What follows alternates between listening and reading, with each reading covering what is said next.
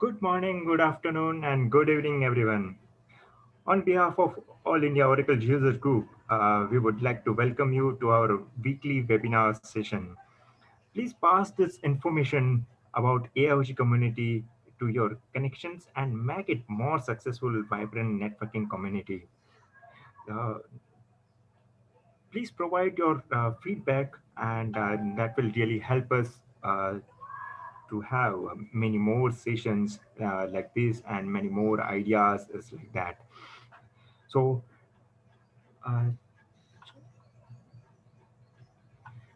today we have a great speaker, Rob Lockhart. He is Oracle as director and president of OracleWizard.com INC, and he has worked on many cyber crimes and RENA tracking attacks and information systems.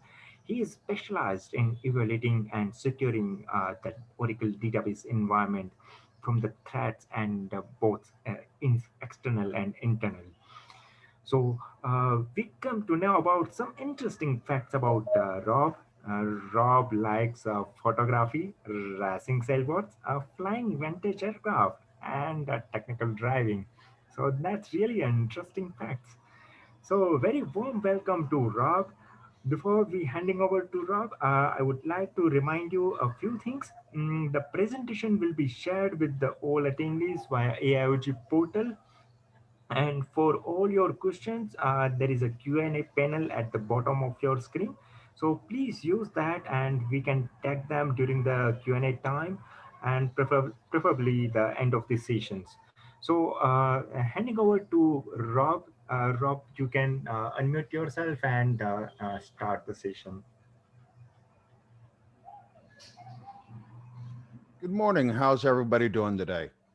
My name's Rob. A little bit about me. I've been around for a long time. I've been in this business for 40 years.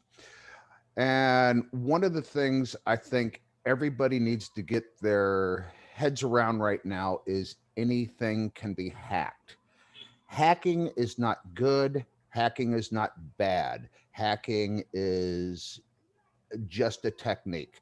And what it is using divergent thinking to exploit features or flaws in systems. And I'll give you a good example of hacking. Typically, when I do this live, I do a brain hack.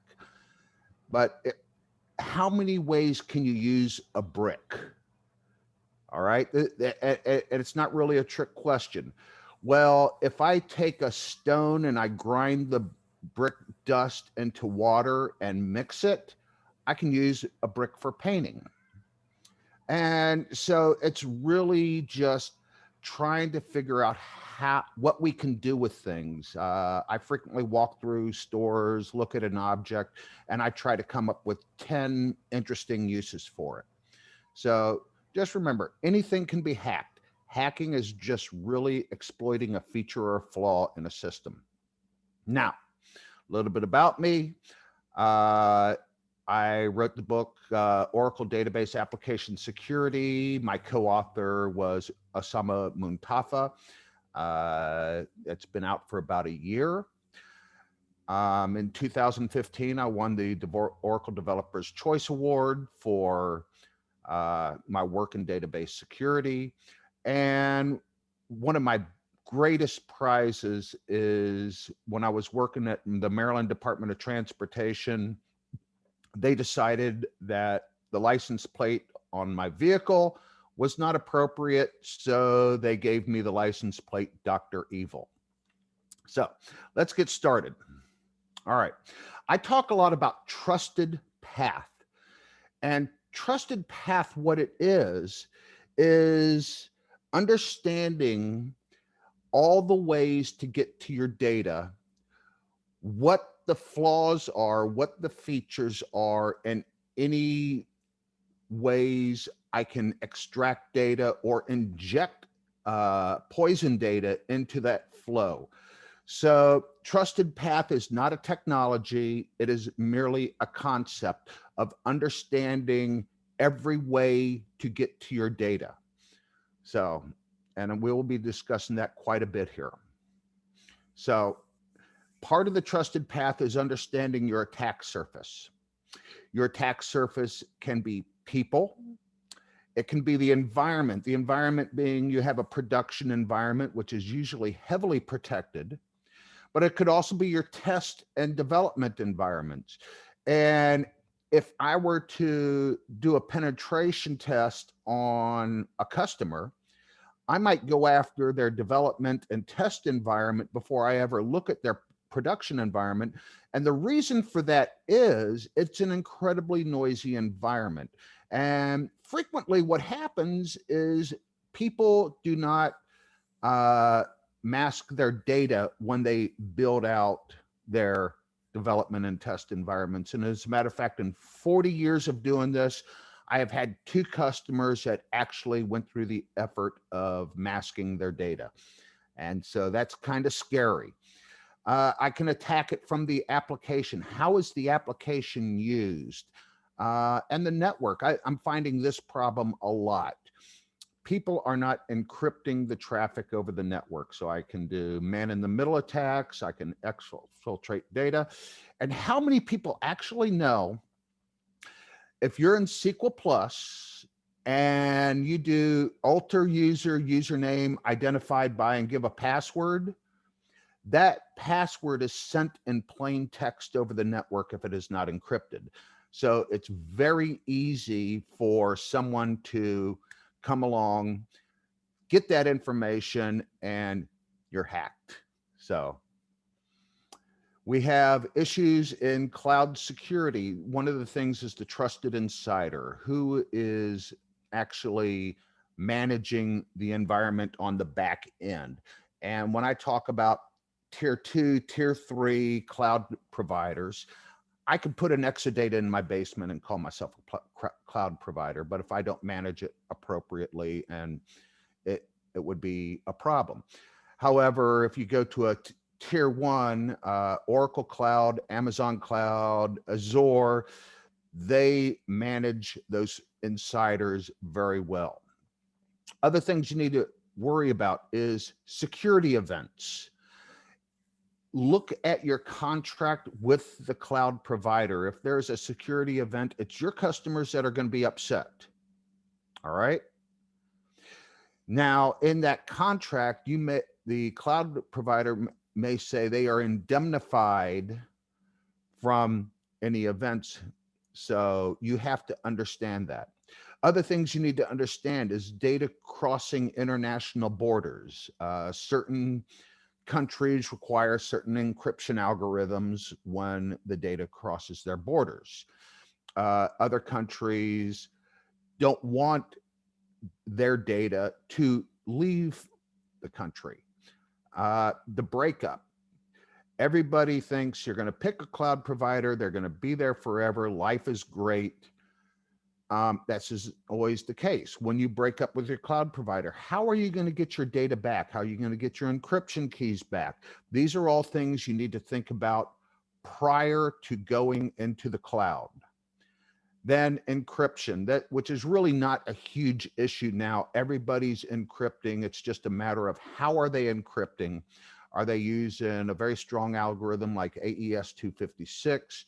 Are they using something like triple DES? How are they actually, encrypting your data? So this is one of the problems I'm seeing, and we're starting to get into the meat of this. I still see password hashes stored in the database unsalted. And Google has been kind enough to index what is called rainbow tables, where somebody goes through and takes all the permutations of passwords and gets the hash for them. Google indexes them. So I do a search on the hash and it comes up with Penguin. I know the password. Salt your hashes. All right. Here's another big issues is your encryption for data at rest. Transparent data encryption in Oracle. Understand, first off, if the key store is open and you go through the database is going to do exactly what it's designed to do. It is going to encrypt and decrypt the data. All right. The database is part of your trusted path. So you have to control access to who is going through the database. Now, if you do whole disk encryption, now you can get to it through the operating system. So if you're going through a path on the operating system, it can decrypt your data. What the encryption is really protecting you from when you do whole disk encryption is if somebody's going to walk out of the environment with the disk. All right. And network encryption. I'm still seeing customers where the network is not encrypted. Data is being sent in plain text. This is not good. I'm personally fond of hardware encryption devices in the network, but SQLnet encryption is also very powerful. Please use it. And as a matter of fact, SQLnet encryption, you do not have to have advanced security anymore to use SQLnet encryption. That is included with your standard database license. And I am not going to go any further on that because when I talk about licensing, something is always going to change.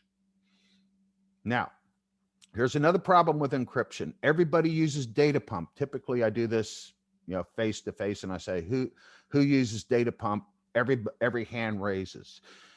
Well, if you're using data pump and you do not put the encrypt keyword on the command line, it will save the data in plain text.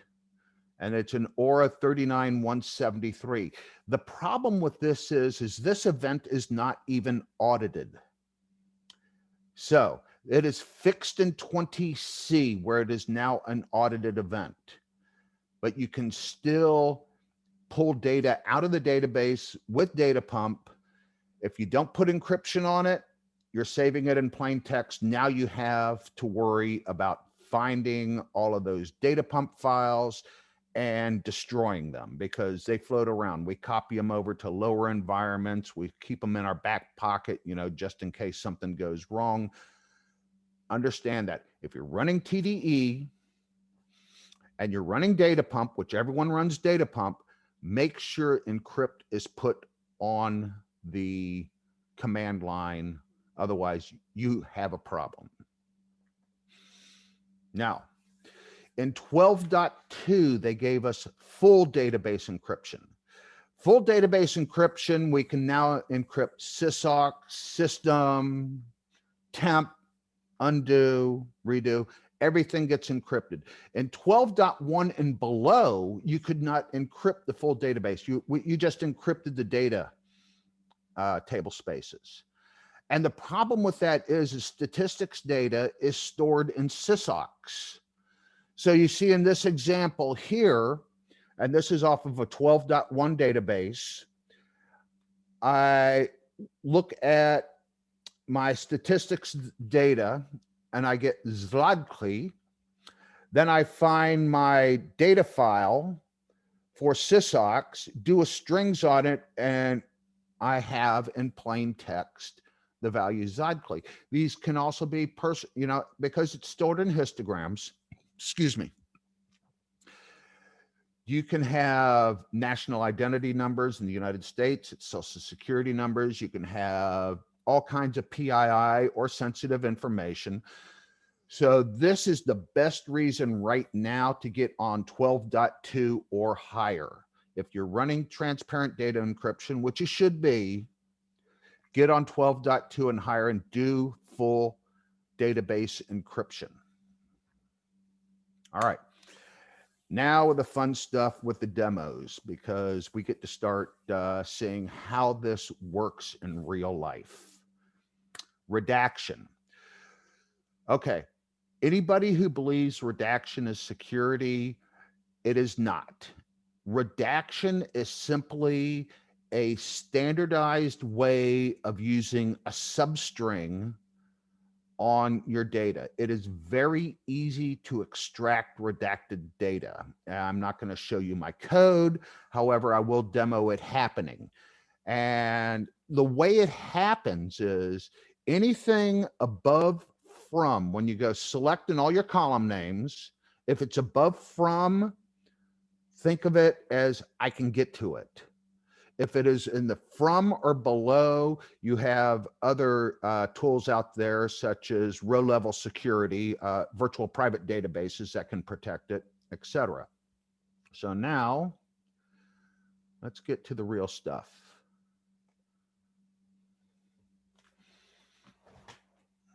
All right.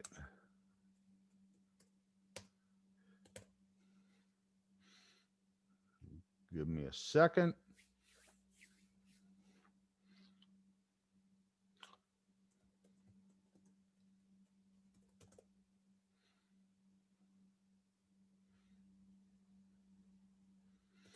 And do the setup. So I'm dropping a user called redaction test. In a second here, I'm going to create redaction test, but this just cleans up my environment. And I am going to create a redaction policy on employees.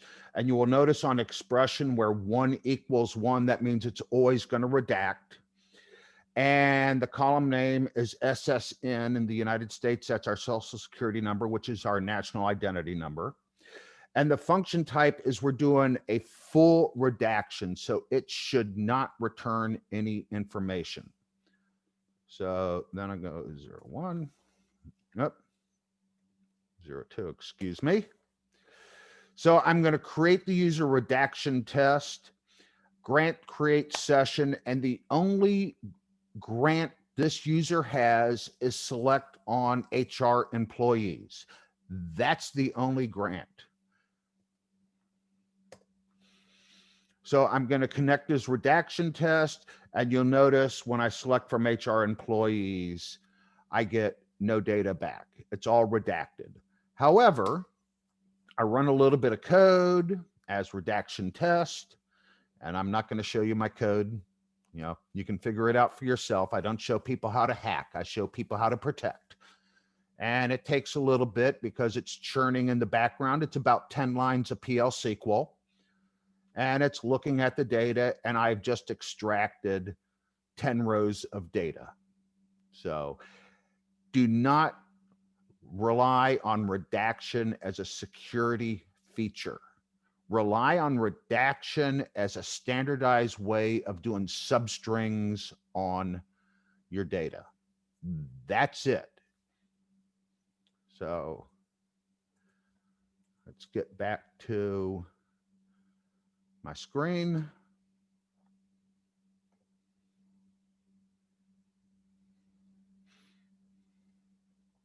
Next up, invokers rights versus definers rights. When you run PL SQL, if you do not put in there the auth ID, definers rights, current user, the way the PL SQL will execute, if you're running in definers rights, it will execute with the privilege of the schema that it is in.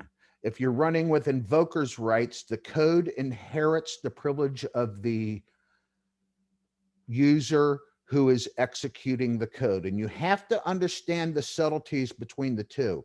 If you don't put in the auth ID clause, it will by default go to definers rights. So now what we're going to do here is let's go back over here.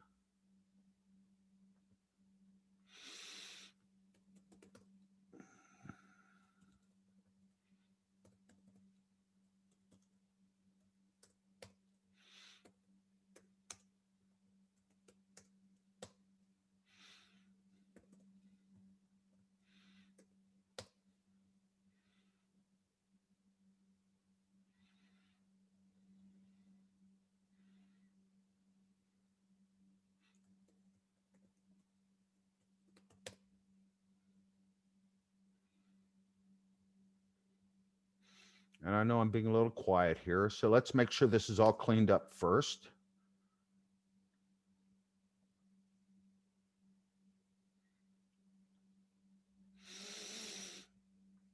And I'm going to create some users. The user is called user one. And then I'm going to create a user called the Big Kahuna. And the Big Kahuna has DBA privileges. User one has create session. And I'm going to create a function here. And I don't want you to see the function just yet. Okay, I'll show it to you in a little bit and you'll understand what's happening. So I'm going to grant execute on my function test that I just created to user one, and I'm going to grant select on HRIMP to user one. And if I look at how many users I have in HRIMP, it is 108 employees. So first thing I do is I come in and I am going to connect.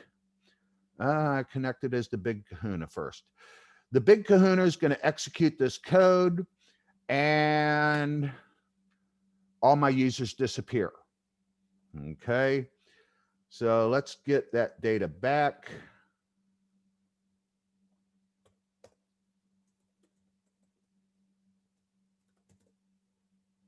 And I have my data back. Then I'm going to come here and I'm going to connect as my normal user, user one. I'm going to execute the same code and my employees are still there. So let's see what's happening here. The first thing I'm going to do is I'm going to revoke inherit privileges from the Big Kahuna. And now when I try to execute the code, the Big Kahuna cannot pass its privileges onto the code. And I get this error message. Now let's go ahead and look at the function that I built.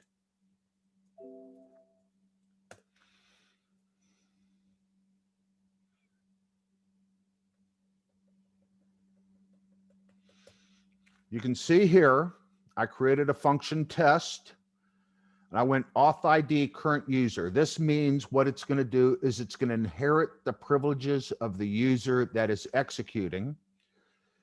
And my first line in here, after my begin, is execute immediate truncate table HRIMP. Now, because user one does not have the privileges to truncate table, we get the exception when others then null. You should never have when others then null in your code. All kinds of bad things can happen. However, when the Big Kahuna comes in and executes the code, it will execute the code with no problem because the code inherited the privileges of the user executing it. So understand, if you have code and it's inheriting the privileges of the user, it can do whatever the user privileges are. If you're doing it with definers rights, it will only run with the privileges of the schema which it resides in. All right. And let's get back to our slide.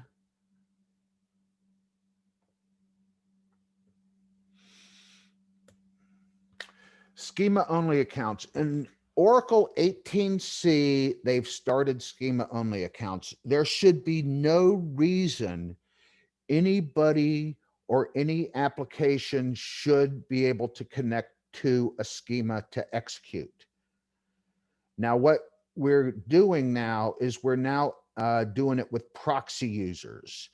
Proxy users will allow the audit to actually find out who ran the code in the schema. Now we can use this for maintenance on schemas. We can use this for applications. And let's get into, let me show you creating a schema only account.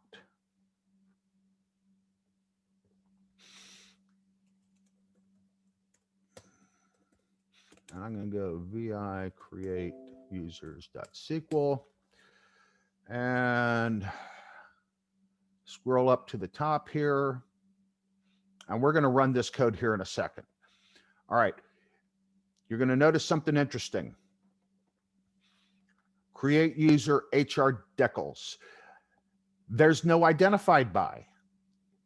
So what this is going to do is create the user. However, there's no way to connect to it as the schema. So what we're going to do is we're going to create a proxy user. So we're going to grant connect through, and in this case, rlockerd. All right. And I'm going to run this code here really quick.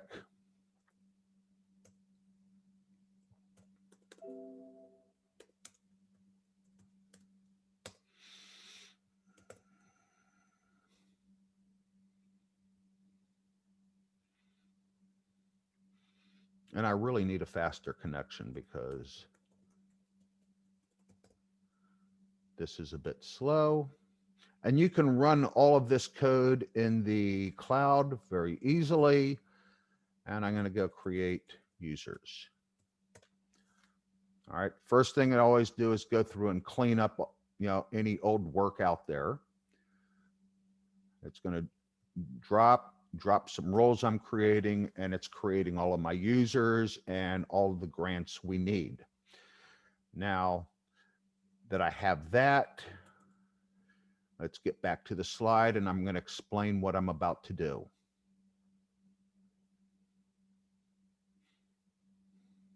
And I'm going to come back to privilege analysis and all of this. All right. Here we go. One of the issues that I see over and over again, and I've only seen one customer in my life that actually does it the way I prefer, is one, all of your code and all of your data objects, tables, views, materialized views, all reside within the same schema. When they all reside within the same schema, what is going to happen is if you have one SQL injection bug, I can own that entire schema. So one thing I always recommend everybody do is separate your code from your data. Now, we now have the ability to also grant privileges to code and not to users. Okay, we're going to looking at granting a user execute on code, but we're not granting them actual access to the underlying table. And to do this, this is a secure architecture. It is based on the original work of Bryn Llewellyn. I kind of simplified it a little bit. But as you can see here, in the center of this architecture is our data. To get to the data, we're going to go through an API. The API has the privileges on the underlying data. Your connection layer can be PL SQL, can be Python, whatever. Your connection layer has execute on the underlying API. And off to the right here, you'll see a schema called decals. What decals is, is just a common declaration of object types that you have to reference across different schemas. So let me show you how decals works. And I actually have a whole talk on this.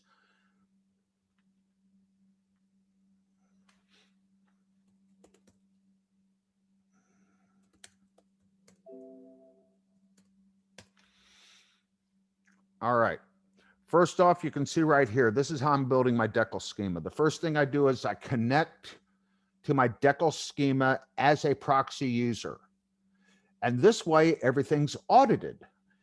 The audit table show I did the work and not the application server did it, or a DBA logged in as the application owner and did it. That really messes up your audit trail. So again, I'm using a proxy user. But my decals package, what I'm doing is I'm creating a package here, hrdecals.decal, and I build a cursor and then a subtype and a type. Once I have that, I can share that with my API, and I can share that with my code with these two grants. Now I can reference those in my PL SQL. And I'm going to step back a little bit because you need to understand something about direct grants to a schema versus granting through a role. Because and this is a subtlety, because when you grant through a role, roles are evaluated at connect time. So if you want to compile your code, you have to do a direct grant. I personally don't like it. However, that is the way the system is designed. Then I'm also here, I'm granting execute on my declaration schema to user one. And this way user one can also reference this information.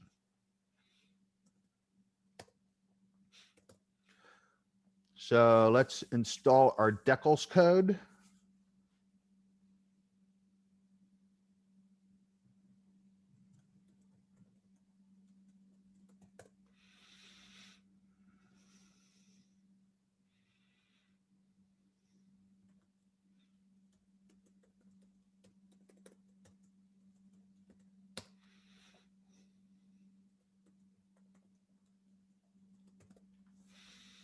All right, so the decals is now installed.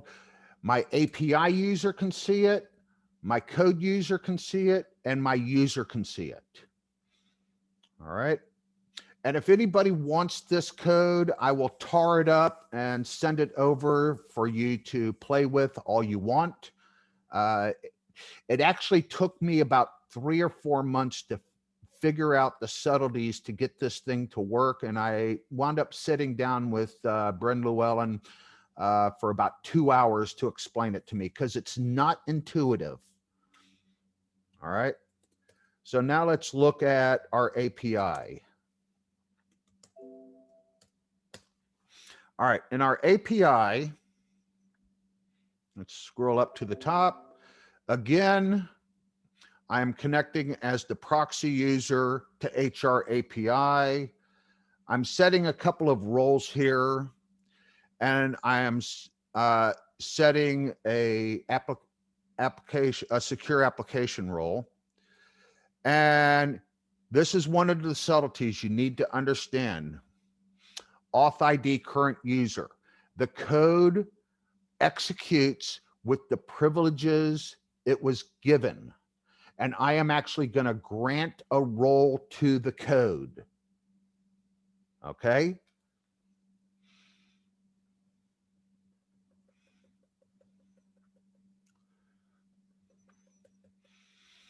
So let's look at a couple of things here. And this is my select. You can see right here, I am returning a data type that I created in my HR decal schema.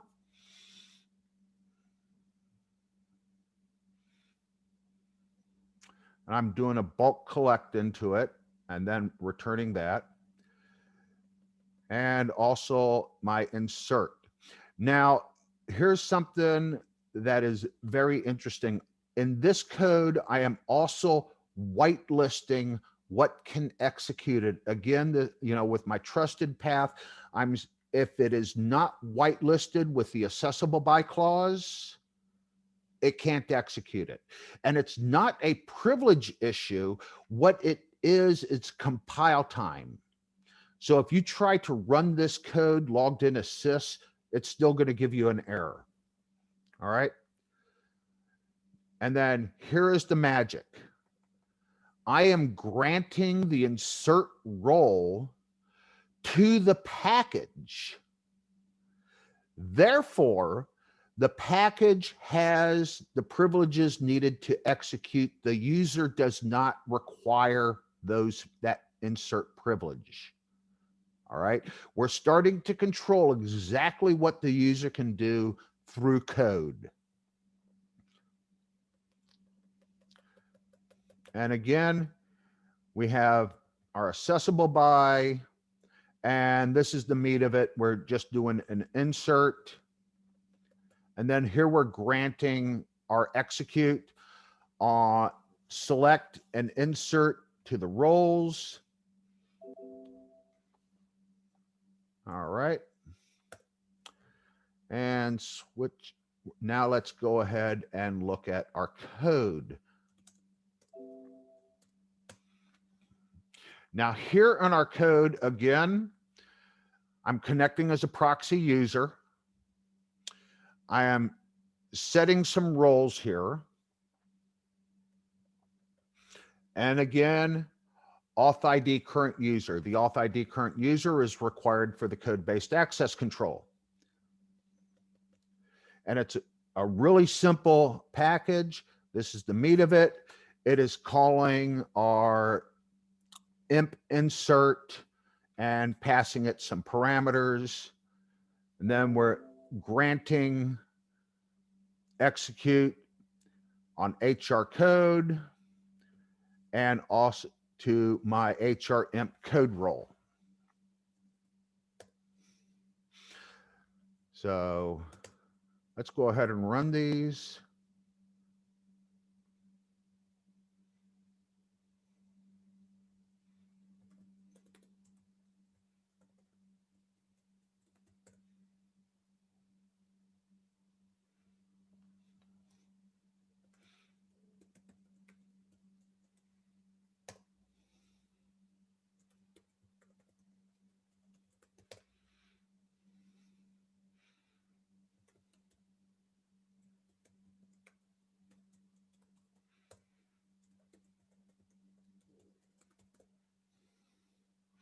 So now we have everything set up.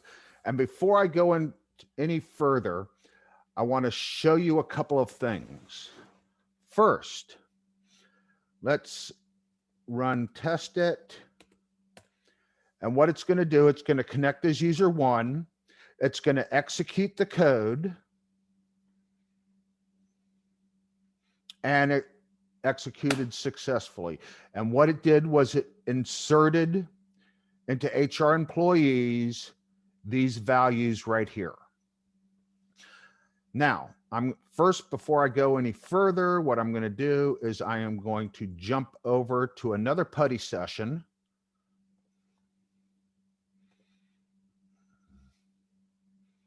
To show you how this works.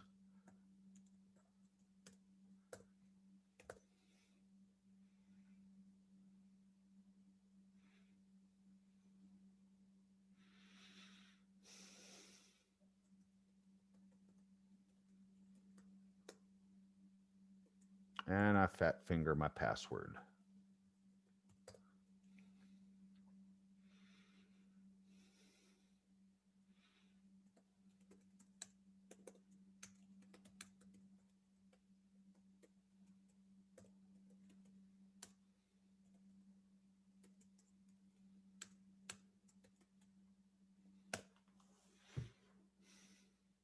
So it succeeded in putting in that one row of data. Now let's jump back over here to where I was.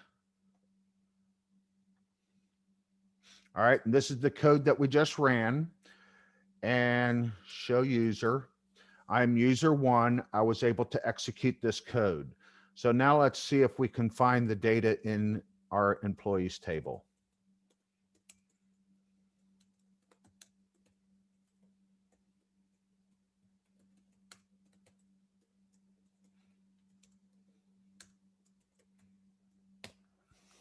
Table in view does not exist.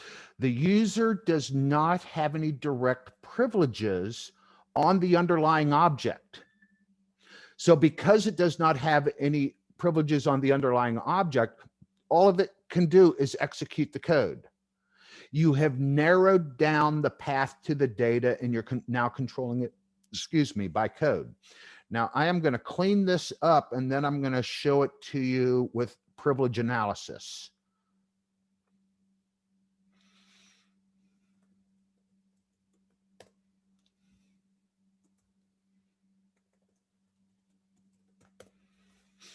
All right, so I just cleaned up the data It is committed.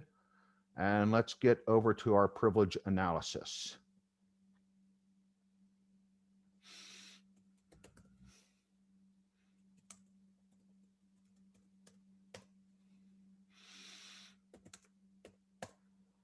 All right.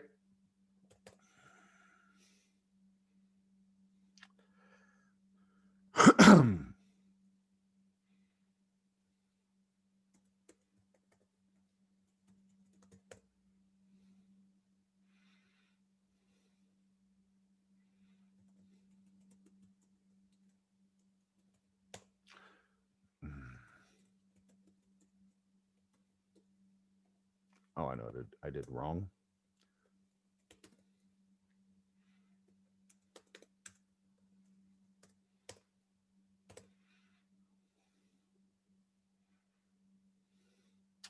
Have to set up my environment, my SQL path. This is another one of the things that I'm pretty anal about is I want to understand exactly the path of the data that the path of the code when I run it.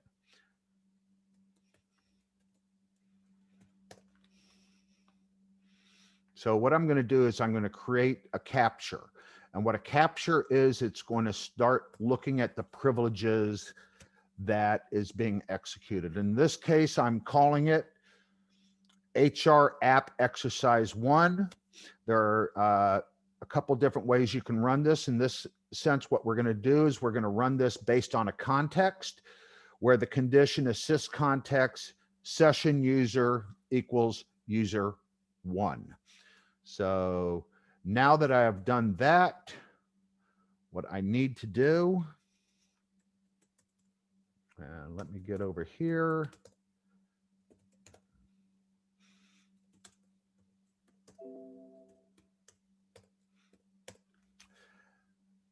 So next thing I need to do is I need to enable the capture. All right. And enabling the capture, it is DBMS privilege capture, enable capture, and then HR app exercise. So now anything that user 1 does will be captured in the sense of what privileges were used to execute their code. And then we're going to be able to analyze the privileges given and that were used, and also the privileges that were not used. Because what happens is people become overprivileged over the years. I've seen it time and time again. And I'm not going to get into it too much, but this is another way where what we're doing is we're dialing back the privileges to what the user actually needs to execute. So let's go ahead and run test it. And this is the same code we executed previously. And we're going to find out what the user actually used. So now what we're going to do is we're going to stop the capture.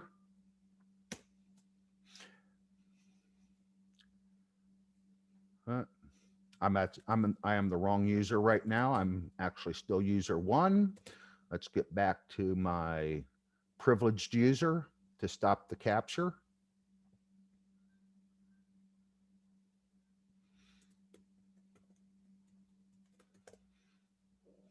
If you do this enough, you will find something's going to go wrong sometime. And so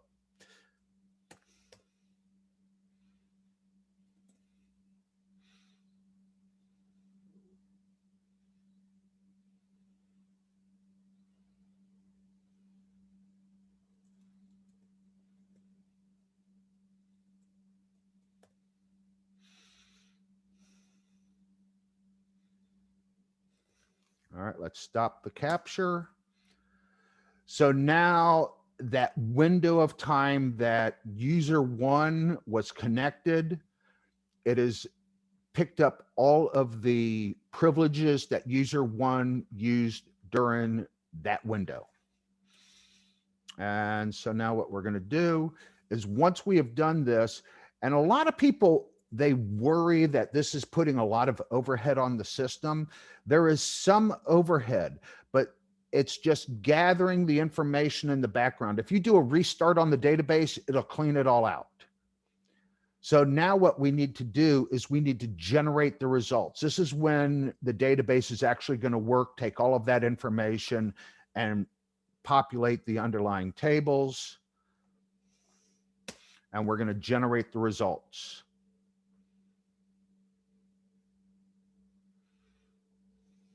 And this is what takes a couple minutes because it's going back and it's looking at everything that's happened during that window of period for user one. And it is basically populating all of the underlying tables. Yeah. And to look at this, it's DBMS privilege capture, generate results, and your capture name. So now let's go look at what our capture actually did. And I'm going to jump over here to SQL Developer, my personal favorite tool. And we are going to run. Here we're going to look at used privileges.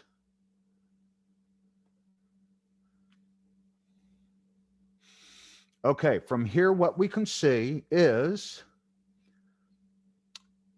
HR app exercise, which is our capture. User one, use HR exec code role with an execution on it. And let's see, I need to minimize this screen so I can see what I'm looking at. And it was a object type of package. It executed a package. And the object owner was HR code and manage employees. And the way it got to it was it was an execute on HRM code role to user one. All right, because that is a direct grant. Then user one did an execute on our decals package. All right, and this was a direct grant. All right.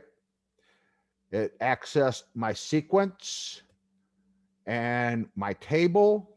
But if you look here, the grant path is nothing. This is some underlying security that I have built into my database where it's checking to make sure the specific IPs are authorized to access that table. I'm not going to go into that.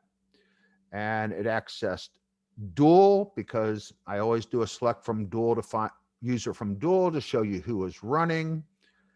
And then here's where you see inherit privileges. So public, it inherited the privileges, object type user, a security API, and user one. This is the underlying work of what has happened. So that was a public grant. Now we can revoke inherit privileges from public. We saw that earlier in the in an earlier demo. And here, user one. All right. It's really simple. But now let's see what the unused privileges are. The unused privileges can be very interesting. In this case, it should not be very interesting. These are all underlying security privileges that it would inherit from my security API. All right. And I'm not going to go too much into that because I'm actually writing a book on that right now, and I'm still working through a bunch of the issues. So now, let's see, where is my, there it is.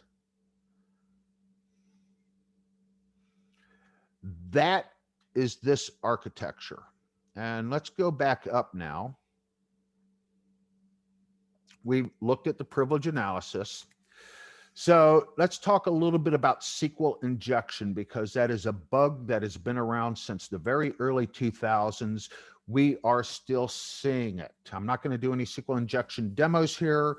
However, we need to understand some things about it. If you have a SQL injection bug, think of it this way. If it is any of the all underscore views, I can read it. All right. And for this reason, what we do is you should always put all your code into packages. You should not be using procedures or functions. When you grant execute on a package, you are granting execute on the package specification, not the body. All right. So if you have a SQL injection bug, I can extract your code. I can extract your package specification. However, there's a lot of if this, if that, a lot of caveats. Under normal circumstances, you cannot extract the body of the code. If I can extract the body of the code, I can find all kinds of bugs that I can exploit. Procedures or functions. I can read everything, and I can find all kinds of exploits to mess with the system.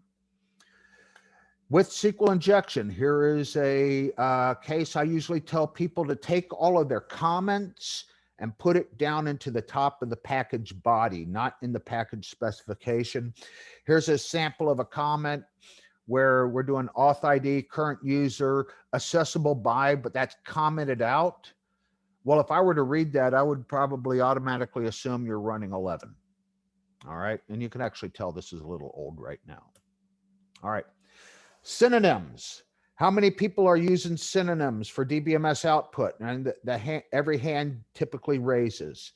Here's the problem with public synonyms. I can overload the synonym.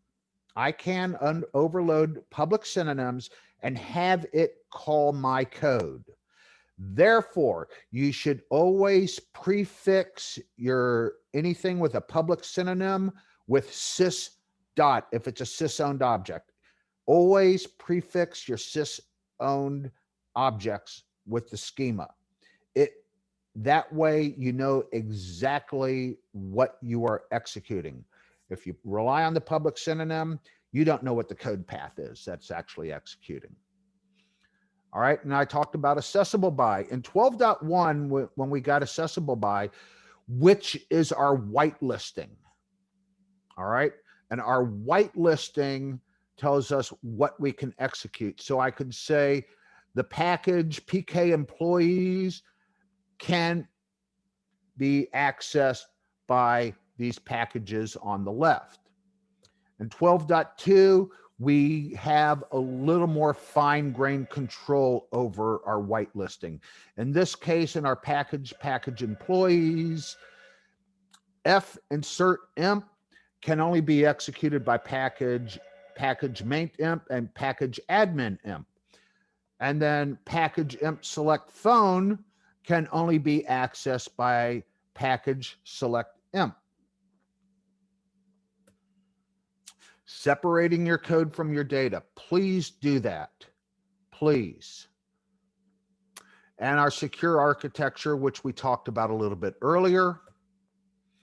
Limiting the number of ways to get to your data. And this is something I have been doing for years, and I've been pushing this for years, is non-sensitive tables, you should have non-sensitive APIs. And for sensitive tables, you should have sensitive APIs. And what you're doing is you're limiting the paths to your sensitive data. Because if I have a SQL injection bug on my non-sensitive API, all right, I'm not getting to my sensitive information from there. All right. Now, things you can do. If you are a DBA, do full database encryption.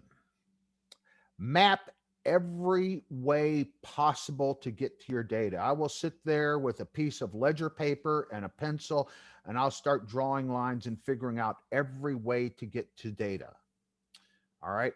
Review your audit reports. I want to see what has changed in audits and objects, Oracle Home. I'm looking for multiple logins. Who connected to the system? Who connected, hasn't connected for 6 months and has connected again? And look for login failures. If you're a developer, understand invokers and definers' rights. Use code-based access control to assign roles to packages, procedures, and functions. Use your accessible by to whitelist everything. Put everything in packages. All right. And I use singleton packages. And, if you want to have a long discussion on that, we can. Identify all dynamic SQL and PL SQL and use bind variables. Code reviews. I strongly recommend doing code reviews. They're a great training aid because you can learn things that other people know, but you can also pick up hidden bugs. Split your packages up. Use strongly typed APIs. And thank you very much. So let's look and see what questions we may have. How would you choose code and data and off-the-shelf apps without redesigning the app? Schema works well in custom-built apps too. That's actually a very good question. And COTS products, I don't have a good answer for you, because if you start messing with the COTS product, you're going to have problems. So I don't have a good answer. I wish I did. Other questions? Yeah, attendees, please ask your questions in the Q&A section. Maybe I think Rob, because our community is more of DBAs than developers, and they are started learning security. Maybe Uh-huh. they are. Yeah, I think your session is very clear in terms of understanding. But still, if you guys have any questions, feel free to put it in the Q&A section, or definitely you can put it in our speaker survey, right? So we'll wait for 1 more minute. So one question coming again from Uh, Rajesh. Mhm. Rajesh, any best practice tips on auditing, such as CIS audit policies, etc.? Audit is a very complex problem. If you audit too much, you start getting bombarded with noise and you start ignoring your audit. That is just a human thing. If you don't audit enough, then you're missing potential problems. My best practices is I on my audit, I always look for connection issues, mistyped passwords. I always I always look at users who are connecting from workstations that they may not or subnets they may not normally connect from. I always look at what objects may have changed in my database. And I always look, identify my sensitive data, and I use the audit policies that are available from uh, in 18 and on with you, or 12 and on, with unified audit, so I can create audit policies. I look at my sensitive information, who's accessed it, all right, who's updated, insert, delete. I use fine grain audit a lot. And my fine grain audit, I use that to to really fine tune, if there's certain areas that people are, maybe, let me rephrase this. If you have specific roles that you want to make sure are audited properly, DBA, you can audit by DBA. If you have specific users that you want to audit, you can audit based on users using unified audit. Security best practice for following protection. So we can have a long discussion on audit, And maybe I'll put together another talk on audit, but it's not something I can answer in 10 minutes. Security best practices should be followed for protecting data in the cloud. Well, uh, the data in the cloud is interesting. You're going to worry about your same audit policies. You're going to worry about your same application construction, and you're also going to worry about who's accessing your information. So what you can do is I would look at a tier one provider. Let's just call it, say Oracle. Hold on just a second, my computer's deciding to have a nervous breakdown. Let's fix this really quick. uh Things like encryptions there, auditing is there. I am a huge fan of using Audit Vault. So the cloud, we can sit there. That's another very complex subject. And I will write something up on this. This is there some proxy schema users? Is that something new feature in the latest version? Proxy schema users came in 18C. Okay. And also in the same line, granting privs to roles to objects like packages. Is that a new feature? That is a new feature in 18C. Or actually 12.2, you could do it. Okay. It was very difficult in 12.2. I actually finally got it to work in 18C. Let's see. Encrypting over the network, something to enable in SQLnet.aura or app program network utilities. Some links would be helpful. I'll pull together some links on that. You can do it in SQLnet.aura.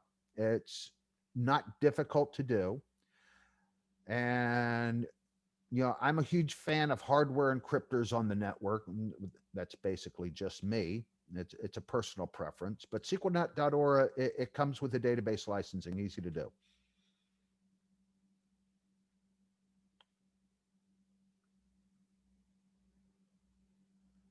All right. Any other questions?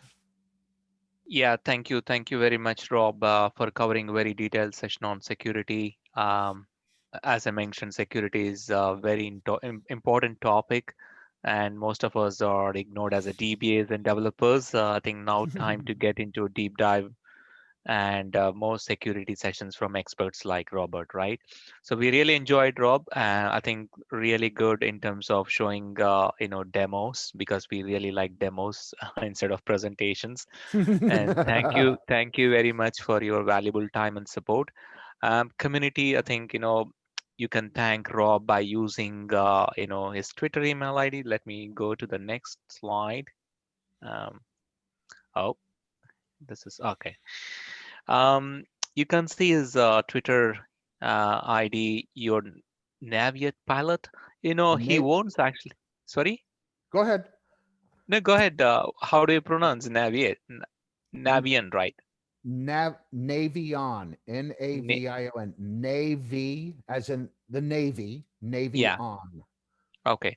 So he actually owns and fly the Spirit of Baltimore Horn, and I Mm-hmm. think it was restored in 1948 by Ryan Navion, right? Now this time is proper pronunciation. Okay, so this is the only way you can connect with speaker and other attendees who is attending the webinar. So please tweet about this session. Also, it's very important to provide your feedback. You can see that a link here as well as the barcode you can scan and provide. It takes only 2 minutes. And also, if you have any questions, please put it in the comment section. So we will communicate to Rob. Let us see who's coming next week. Again, another security topic. So we have Vipin Samar. He's a senior vice president of development for database security at Oracle. He basically leads the security development team at Oracle. So he's going and coming and talking about recent trends in attacks how the software and deployment complexity is making life easier for hackers. It's going to be a really interesting topic. So please join. And we are also launching a security special interest group on 16th of September, a very special day for us. So please join without fail. I just want to give a quick introduction on SIG. It's a special interest group dedicated to address all your security related. We will provide a direct connection to the product development team. You can constantly engage and learn from them, right? And we are providing little more advantages to our platinum and gold members. We started using Facebook Workplace for all our communication for our platinum and gold members. They can directly talk to the product managers, and it is going to be a very vibrant platform for us. Um, and we also have an exclusive MySQL day with lots of hands-on session. Do not miss to register. So we basically schedule on Saturday. We know Saturday everybody is free apart from weekdays. So don't miss. Mark your calendars on 26th September from 11 a.m. to 6 p.m. A lot of sessions. And again, please register yourself because this is really help us to increase the subscription. So currently, if you look at Zoom subscription, we have limited capacity. Depending on the registrations, we will increase the capacity. So we will work on behind the scenes. So register, and also important to attend the sessions, because most of the time we get like 60 or 70% of the turnaround compared to registrations and attendees. So please attend this session, because MySQL is also a very important topic. If you look at the market, many of the customers are moving from Oracle to open source databases. I think MySQL, we need to understand MySQL little bit as a Oracle developer community or DBA community, right? So thanks once again, Rob. And it's too early for you. Hope you have one more coffee after this session. And definitely we will. I think you see that we are actually starting a special interest group. I think as an Oracle's director, I think your inputs are really important for us, our community, because the Oracle's community speakers are more important than Oracle speakers. Sorry to say, but they provide really good inputs. There's no marketing and sales pitch. So let's connect our Rob again and again. So thank you very much. Have a nice day, Rob, and thanks. Nice evening for all the attendees. With that, we are closing this call. Bye for now. Bye-bye. Thank you very much.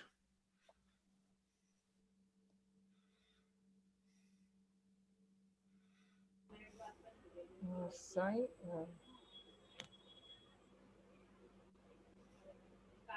you are muted.